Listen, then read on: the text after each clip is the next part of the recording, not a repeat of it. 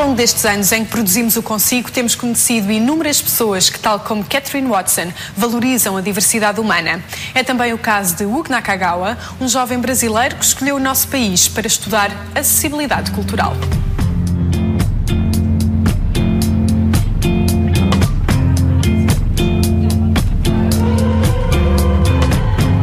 Nakagawa está em Portugal apenas há 1 ano e meio, mas já se rendeu aos encantos de Lisboa. Gosta especialmente da luz e dos monumentos da capital, que é cada vez mais uma cidade para todos. No Centro Cultural de Belém falou-nos sobre a forma espontânea como se cruzou com a deficiência quando iniciou o curso de Ciências da Educação em São Paulo. Uma das atividades das praxe, ou seja, da recepção aos calouros, era uma visita a uma escola de surdos.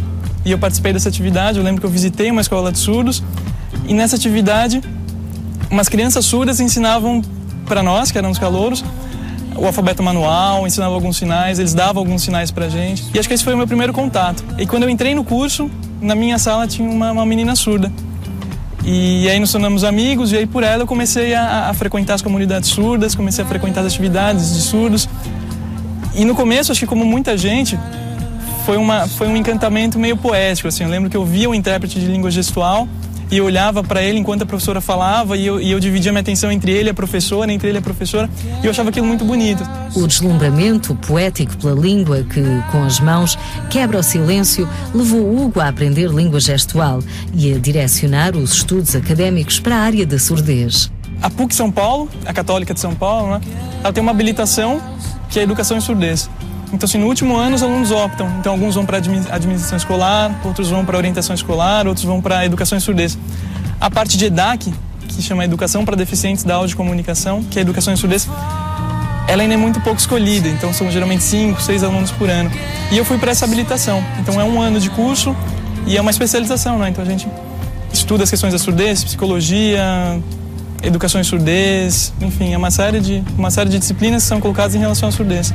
Estagiou em escolas de surdos e considera-se um aprendiz da língua gestual, que, como qualquer outra língua, evolui a cada dia.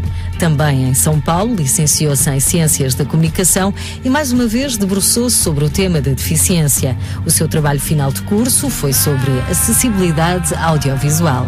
Às vezes a gente pensa em acessibilidade, a gente pensa que então tudo bem, eu coloco uma legenda, coloco uma janela de língua gestual e tá tudo certo. Na verdade não. Assim, uma campanha ela tem uma intenção de comunicação, né? De persuasão, a empatia, a memorização.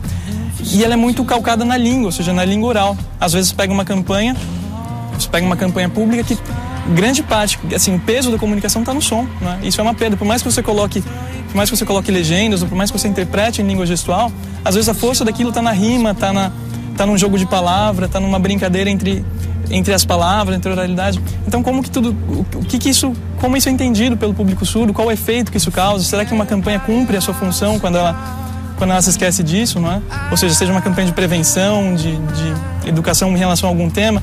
Então, foram essas questões que eu comecei a estudar na comunicação e que tem a ver com a minha formação em surdez na pedagogia.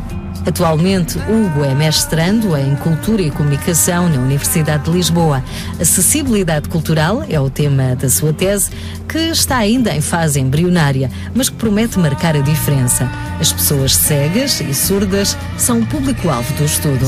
O meu objetivo, quer dizer, além de fazer um mapeamento do que já existe, não só um mapeamento, mas é ouvir desses públicos quais são as expectativas, quais são as críticas, o que é esperado, o que não é esperado.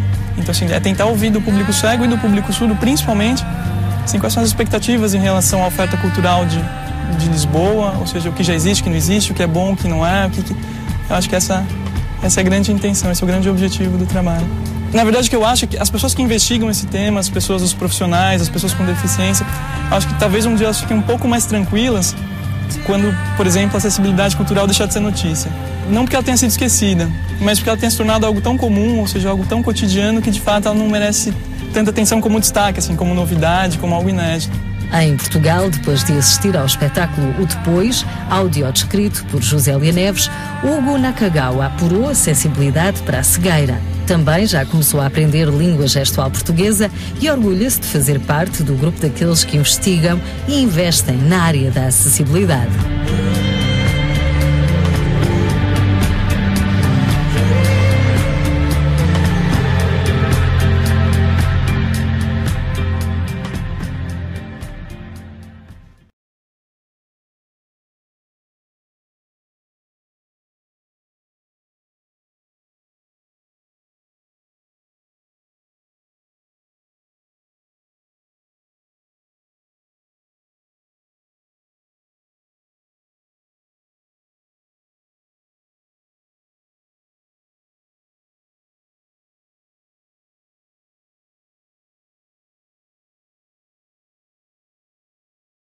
É super importante essas iniciativas terem esse cuidado, então terem cuidado com a diferença entre os públicos, né? Então ter interpretação em língua gestual, ter mecanismo de recursos de audiodescrição, ter as agendas mesmo produzidas em braille. Eu acho que quanto mais acessível for para diferentes tipos de público, acho que melhor, assim, mais pessoas são contempladas, mais pessoas podem fruir disso tudo, que acho que essa é a graça.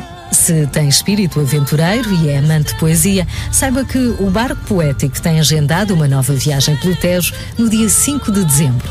O preço base são 25 €. A agenda dos espetáculos está disponível em www.museudapoesia.com.